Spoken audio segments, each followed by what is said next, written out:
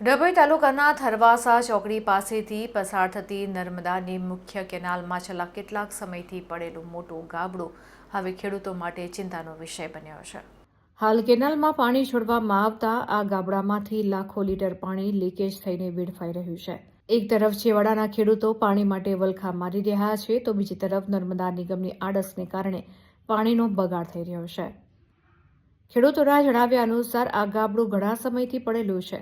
તંત્રને જાણ હોવા છતાં સમયસર સમારકામ કરવામાં આવ્યું નથી અને પાણીનો વ્યય થઈ રહ્યો છે. કેનાલમાં પાણીનો પ્રવાહ શરૂ થતાં જ ગાબડામાંથી પાણી બહાર વહી રહ્યું છે, જેને કારણે કેનાલનું પ્રેશર ઘટી રહ્યું છે અને પાણી છેવાડાના ખેતરો સુધી પહોંચતું નથી અને જેથી ખેતીના પાકને નુકસાન થઈ રહ્યું છે.